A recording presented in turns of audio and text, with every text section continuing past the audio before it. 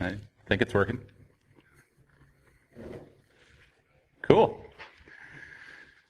All right. So this is Fighting Child Exploitation with Oculum, which is an open source tool to help law enforcement do good things to put bad people in bad places. So let me turn this on first. So just very brief overview about who we are. So my name's Andrew Hay, CTO and co-founder at Leo Cybersecurity. Used to work at Data Gravity as a CISO before.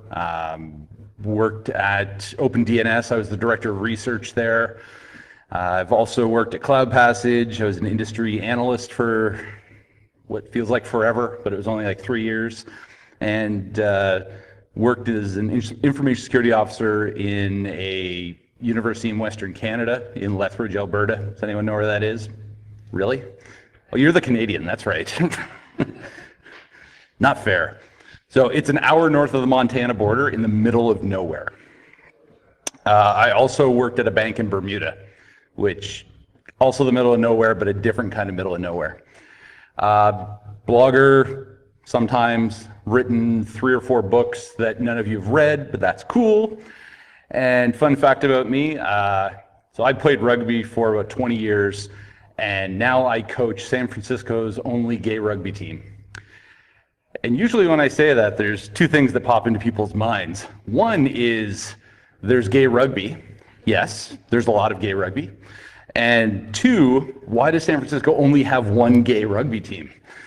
Well, they were the founders, or one of the original 3 teams in what is now the International Gay Rugby League. And in June, there's actually a huge international tournament in Amsterdam called the Bingham Cup, where everyone's flying to, except for me, because I'm not sitting on a plane for that long. And I can only take so much glitter and techno. So, with that, I'll hand it over to Mikhail. Hi everyone, can everyone hear me? I would not want to meet you on the field. I'll get destroyed. So hi everyone, my name is Mikhail. I also work for Leo Cybersecurity. Andrew is my boss's boss. I am an architect and analyst. Basically, I wear many hats, do many things. I develop, I hunt, I hack, I research, I talk, and try to educate. So before this, my path into security actually does not go through the network and systems, as it's, I guess, a more usual case. I come from software development background. I used to be a .NET programmer. That's how I started years ago. And I'm very much into mathematics, cryptology. In fact, I taught a course in a cybersecurity program at St. Bonaventure University on crypto. I used to play pretty serious tennis until I finished college. I used to be a pretty hardcore gamer.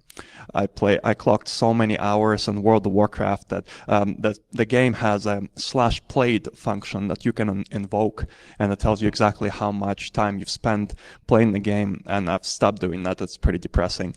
Don't play much anymore. I kind of degraduated into bloody casual now.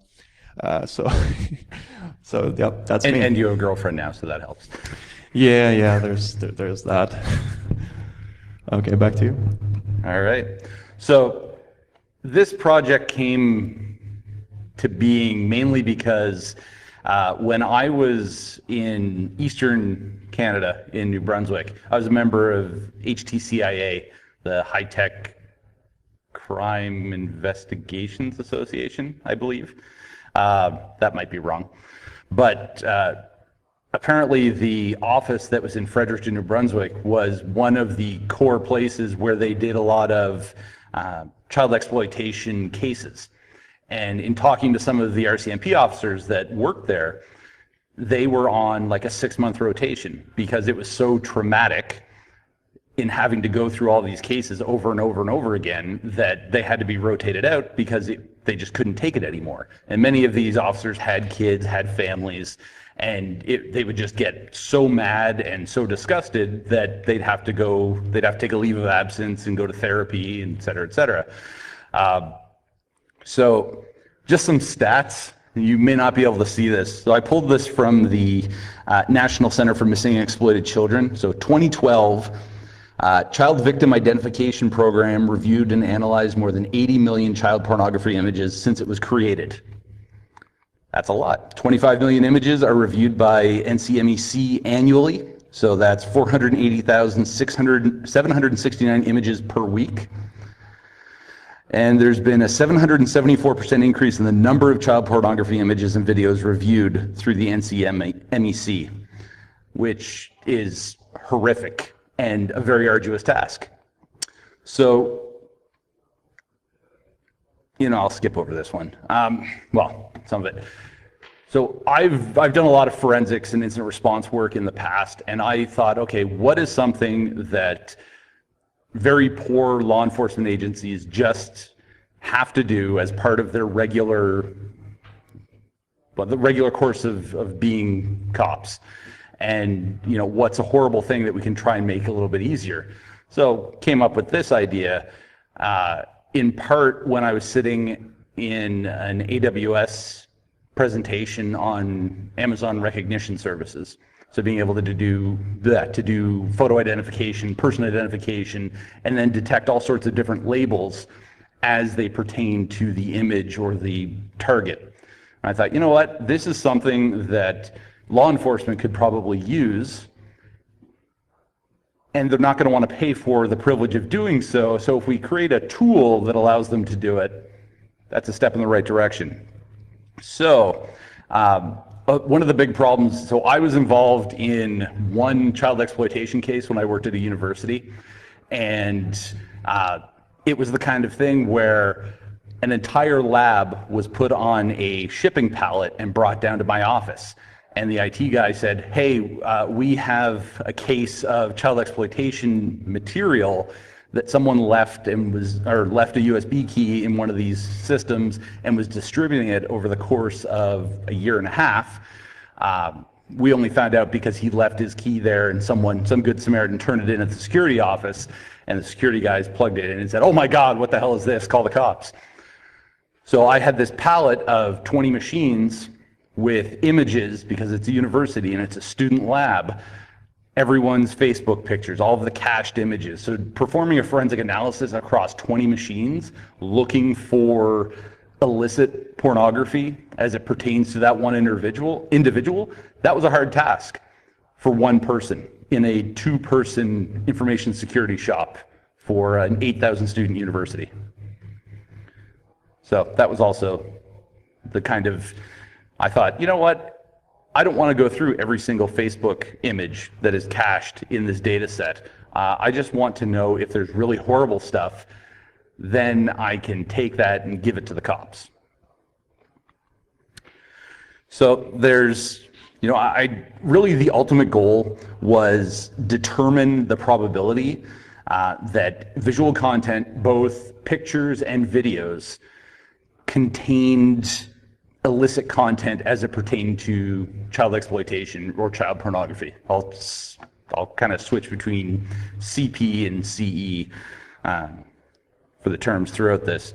But really what the tool is going to do, or does already, is allows people to take a look at those tags, narrow it down between, okay, this is just someone's family pictures, someone's in a bathing suit, there's some nudity or partial nudity, but it's a 40-year-old man and only a 40-year-old man, so we can skip over that. And we can take a look at this huge data set in one huge swath without having to go through each individual image, which is time consuming. So the other plan was, as the analyst or the forensic investigator was going through this process, they'd be able to create a hash of every file so that they could reference it and make sure that chain of custody flowed from the point they were investigating all the way through the analysis. And like I said at the beginning, we wanted to make good people's lives easier and bad people's lives absolutely miserable. So I'll hand it over to Mikhail for how we built it. Because, being CTO, I can go to Mikhail and say, hey, I've got a really cool idea that you should build something for me. Here's what I would like it to do. Go. Test again.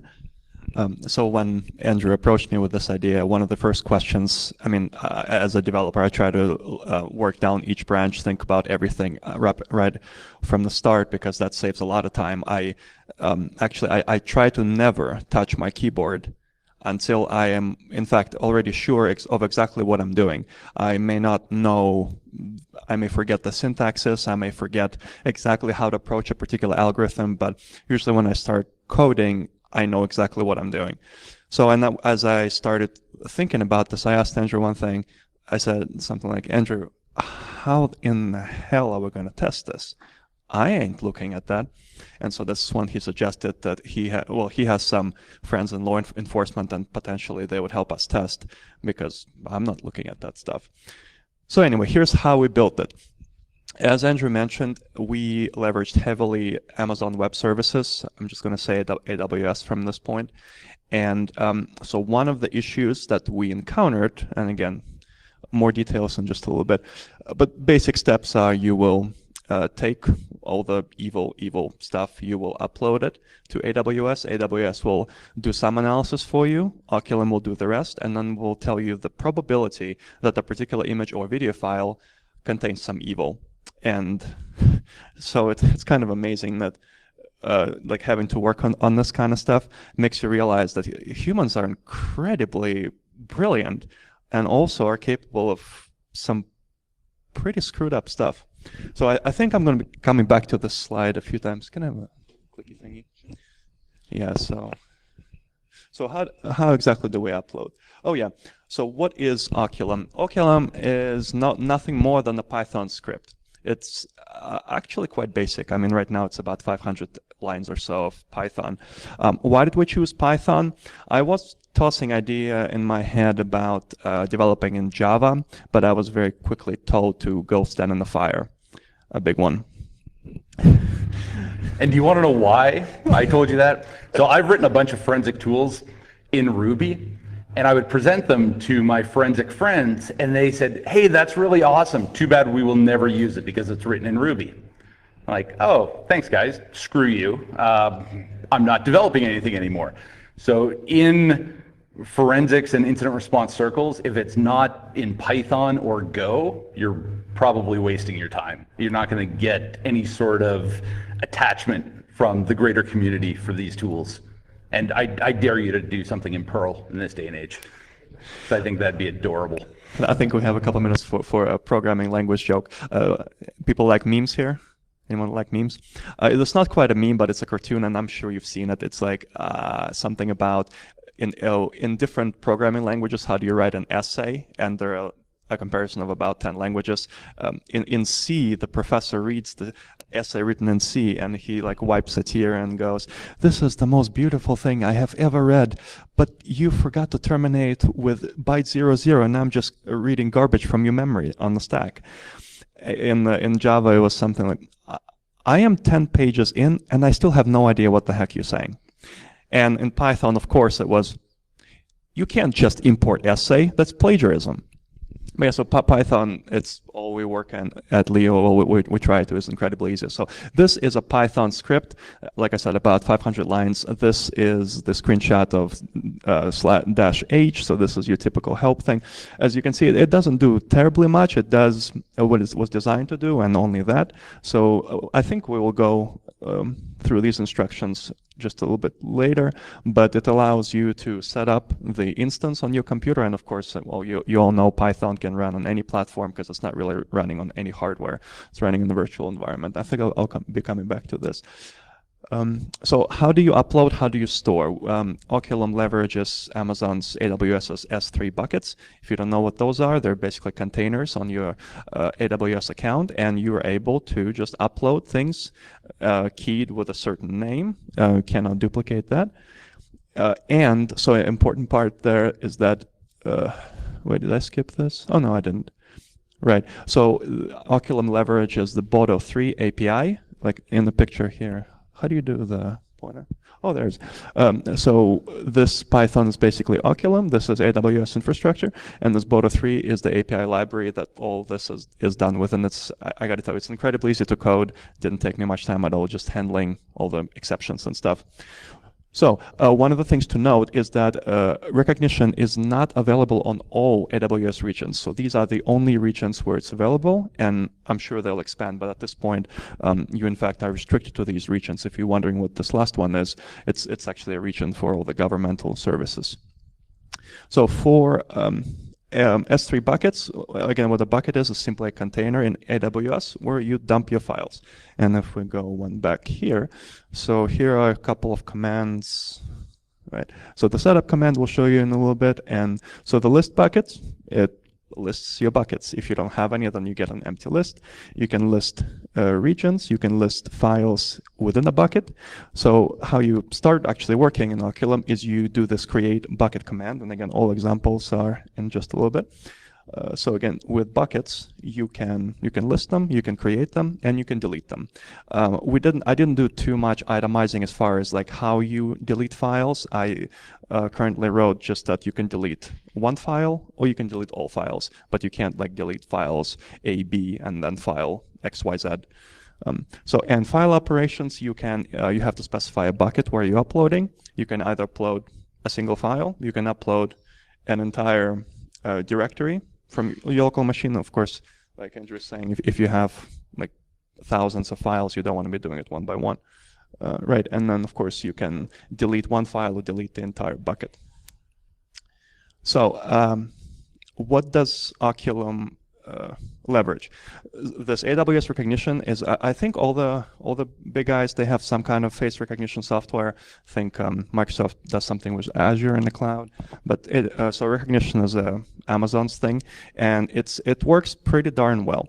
So a couple of things we leverage in Oculum. So first of all, we have this general label recognition, and that actually doesn't give us too much. It is too general to be used in any kind of statistical test. All it can tell you is whether it's a man or a boy, woman or a girl. And again, like, sorry, it's kind of hard to talk about this stuff. I know we're talking about great evil here, but it can only tell you with a certain probability of like what are overall objects that it's seeing. So for example, what I'm seeing right now, all of you, like it would return maybe like light, people, one person, many people, tables, chairs, things like that. So more to the point, it has actually detect moderation labels, and it has a couple of categories. There's suggestive and there's explicit nudity. Suggestive, all it means is that there's no like quite nudity per se, but it can be, like Andrew was saying, it can be a picture on the beach, body partially exposed. Well, again, don't want to get into too many details. I mean, you understand, right? And so one of the downsides is that unfortunately it cannot, when it says that it's an explicit nudity in the image, that does not tell you how old the people are. And you have to leverage this other thing, the detect faces. So one downside of Oculum right now is that there indeed need to be faces in the image. If there are no faces, it does not work, because recognition needs faces to determine ages. And it's fairly accurate at doing that, and I'll tell you our algorithm in just a little bit. Again, keep in mind that this is a very young product, and we kind of stopped development. We'll get into this in just a little bit, but the algorithm is nothing fancy. In the long run, we're definitely going to do something with machine learning, and don't get me started on machine learning. It's stats 101. Seriously, it's statistics 101. You can't get simpler than that. Or add some AI too. Yeah, AI goes in the same bucket. Put it in the cloud and then raise $40 million for the startup. And so, for instance, if you submitted like a picture of a boy, and it would tell you, okay, it will give you a low and a high estimate of what recognition thinks, what is the low versus the high age, and so it falls somewhere in between. And then it will tell you, okay, I'm 90% sure in my answer. So it's pretty good that it not only gives you those low and high boundaries, it also tells you how sure it is, and we see how we leverage this. So yeah, and the downside is there needs to be faces, otherwise it's going to be a negative identifier. So it's a really cool looking point in the face there. So there are several like weights that we use, and here's where we get into the actual algorithm that we use.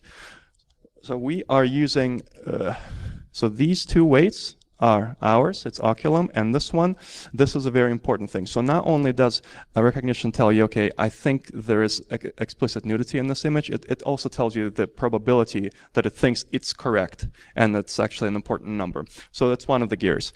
And then we have to ascertain what we think is the youngest person in the image, because we don't care about anyone but the youngest. Because even if there are 100 people that are 21 and over, if it's an explicit nudity image and there is a 10-year-old, that's all we're interested in. And you'll see how the algorithm does that pretty easily. So this is a very important point in the algorithm right now. We are discarding anything where Amazon is not over 75% sure. And there will be an example where we get into that. So if Amazon does not say that there's explicit nudity with at least 75% probability, the result is for our algorithm is going to be 0, and you will see that. This is like an algorithm thing. So this is a for loop, if you know anything about coding, and this is the if condition. So if the Amazon says, okay, there is explicit nudity, I'm fairly sure more than 75%, we'll calculate the average of the low and the high age, right, with that probability. And then if so this approximate youngest age is what we're interested in, not what goes into the actual calculation of our score. And now if this condition is met, if it is now younger than our current average, we swap that. Let's go here. Okay, so back to this one. So once after this loop, we define what is in fact the approximate youngest person in the image, we go to this part of the algorithm, and we simply apply some dumb weights. And currently there is no AI, and I simply did some averages. So I said that, you know what, if Amazon is pretty sure that the youngest one is between like 0 and 12 years old, I set the confidence at 100%. Because if it thinks it's 12 and under, we can be pretty darn certain that at least it's something to look at. And it goes all the way to, like, there's a 12 to 13, 13 to 14, a lot of buckets. Probably shouldn't use the word bucket because don't confuse with S3 buckets. But ultimately it stops at age 19 or 20, and then the confidence is only about 30%. And the actual score that we compute is very simple. This is what comes from Amazon. So that's when Amazon said there is explicit nudity with a probability of 90%. And we multiply that with this underage confidence, which we set right here. So basically, if this ends up being 0, or if this ends up being 0, it returns 0, as you will see in the examples.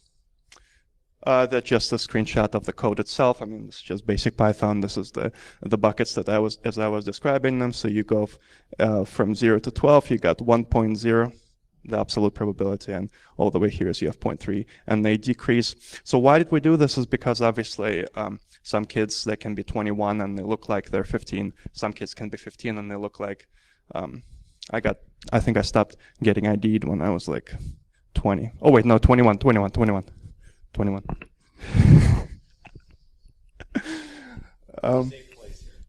Gotcha. All right, I spent some time in Canada. Okay, so yeah, just a screenshot of the code.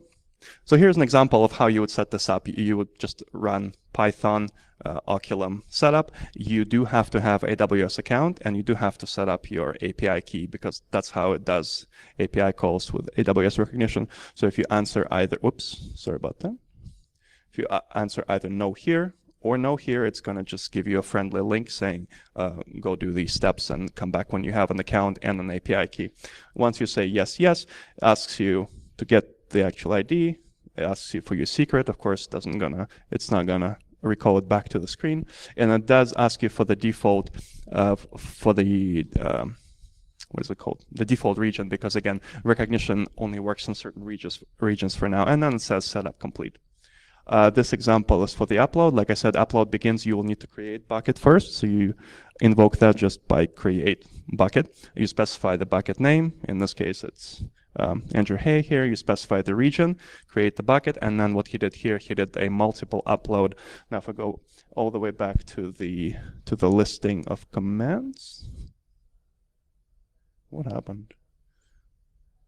Okay, so you'll see when you You can upload file, which uploads a single file. You put file path and bucket name. And what he did upload multi, which you specify a directory. It loops through every file in the directory and uploads all the JPG and PNG files currently. So that's what he did. That's what he did here, and for each file you have a nice little progress that keep printing out, and then when you're done, it says when you're done. If you are uploading, say, 100 files, it probably will take you a few minutes, depending on their size. If anyone's wondering, the images that are there, I went to Wikipedia and typed in girl and boy, and then it had various ages of kids from a newborn all the way up to, I think, 20. So I just use those because that's safe. And I didn't look at it, and I just said, okay, here's the code, you do your testing. Okay, and here what he did is the actual score. You'll see it returns 0.0% because, again, we weren't testing with any of the real stuff. Andrew will tell you some fun facts next, I think. Oh yeah, so these are the overall labels that you can request for any image that you uploaded, and as I said before, this is not quite precise. So you will see here that sometimes Amazon gets confused. So here you'll see girl and woman share the same probability. So this is where it's in fact not sure how old the person was, and but you do see here that it is about half certain that there is a child or a baby or a kid. That's how it does. But this is not something we rely on. You can simply request the labels. And this is where you can request, we call them the X labels, but what it's doing, it gives you the probability whether it thinks an image can be suggestive or there's explicit nudity with certain probability. So that's so that picture, and again, he has, yep. Yeah, that picture was a newborn, like freshly delivered baby with the umbilical cord still attached. And it showed that was the probability of explicit nudity and graphic female nudity that came up. Right, and this is exactly why we're doing 75% or greater, because that would be a false positive, and we want to reduce the number of false positive, of course. And again, this entire algorithm, like it's not tested, and Andrew will get into this next. We kind of halted development on this, and it's still in its very early stages. I mean, eventually what I wanted to do was to start auto-tuning each one of those 3 gears and do like an automatic feedback loop where the system would be able to modify itself to give you better probabilities. So machine learning or statistics 101, basically. And if when you're done with a particular case, you can delete the whole bucket, or you can delete a single image from the bucket. By deleting the bucket first, it goes through the loop, it dumps all the files out of the bucket, terminates those, and then kills your bucket for you. Okay, now back to Andrew with some of the troubles we encountered. So there you go. All right, so now that we have a basic framework, we thought, hey, let's share this with some trusted people in the law enforcement community that work on cases like this. So some of them wanted some information. No one really wanted to test it because no one wants to be on the hook for testing something in their already stretched thin workday. And I did get one of my friends who is law enforcement in Texas, who, he is a coder, he's written books. I figured if anyone, he would be like the absolute highest level of individual in terms of technical know-how that could go through this without guided instruction. And he said very point blank that exact thing, that you need something point and click if you want cops to use it.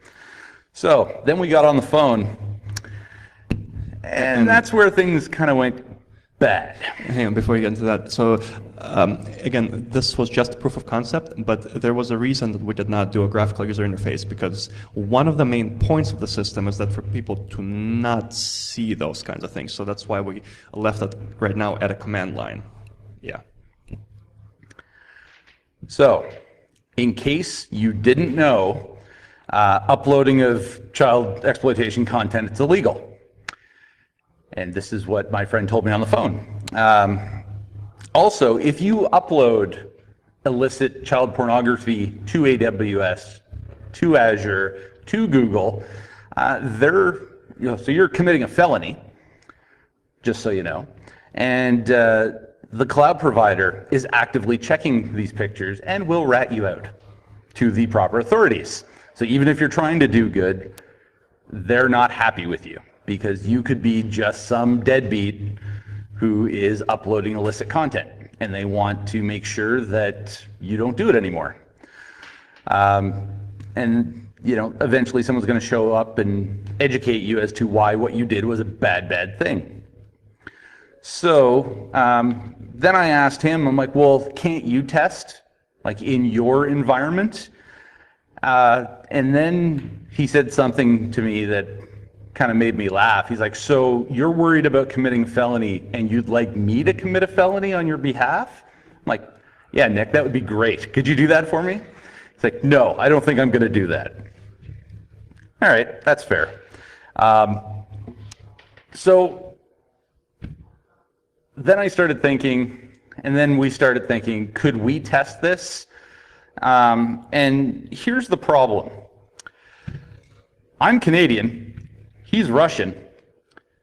It would not end well for us. So not only do we not want to test it, but we do not want to be the ones associated with the testing. No. No. Uncle Sam will come. Yeah. And I'm honestly, I'm worried that we'd end up in like Guatemala or something, because nobody knows where Canada is, or Russia. So some of the things we learned, and it's not a complete showstopper, but it's kind of a, okay, let's pump the brakes and get some more clarification before we proceed.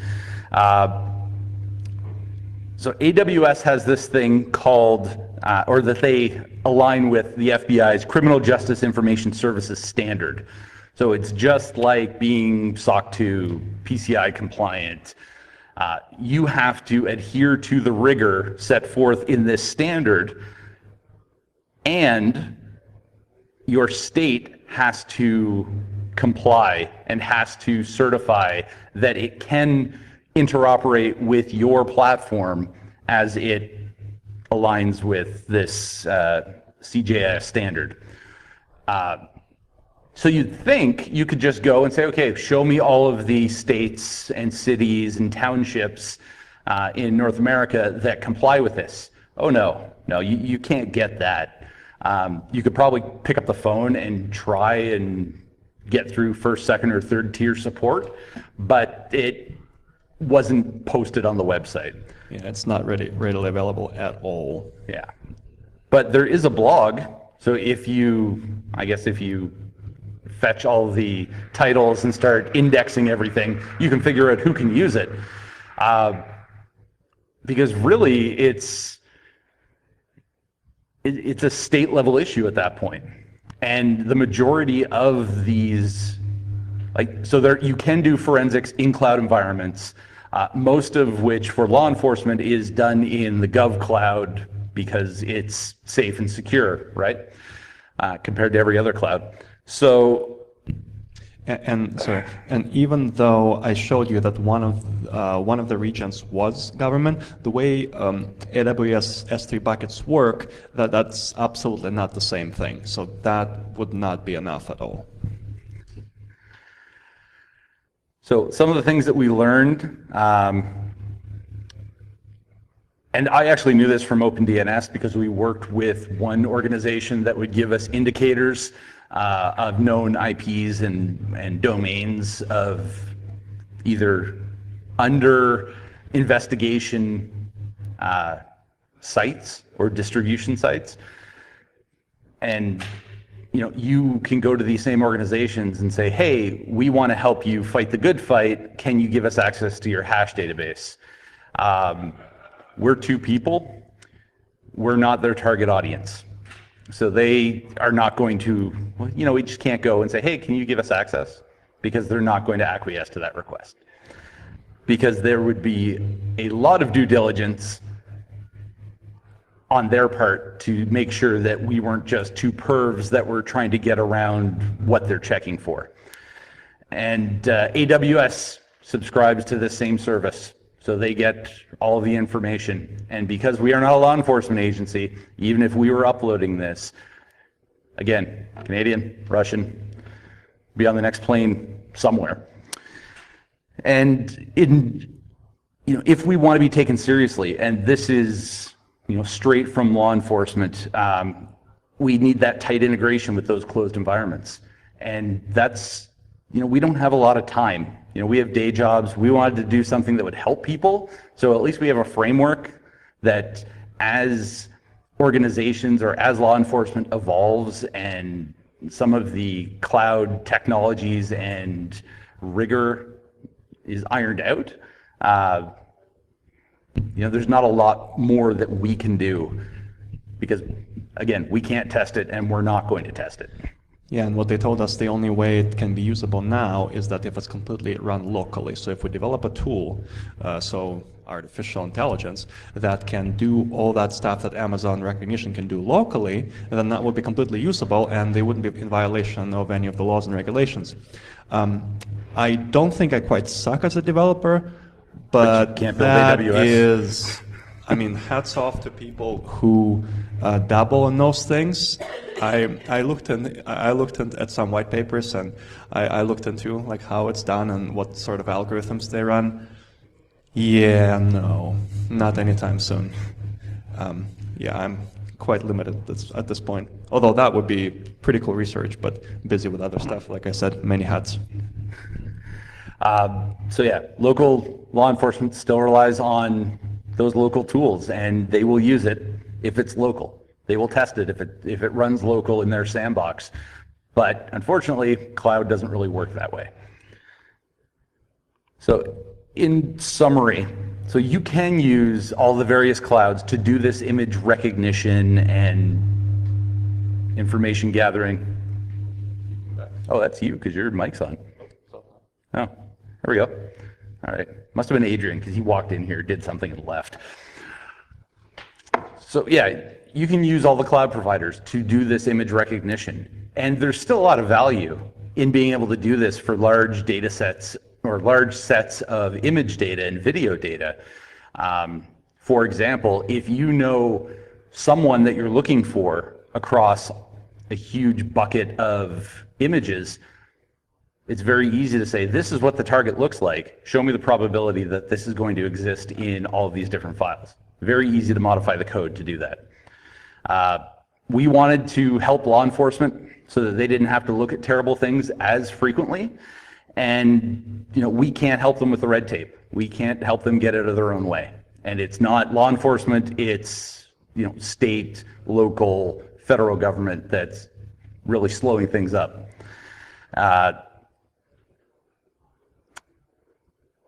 So really, we're releasing the code in the hopes that things get better. And we'll probably poke at this from time to time when we have some downtime, maybe add some additional features.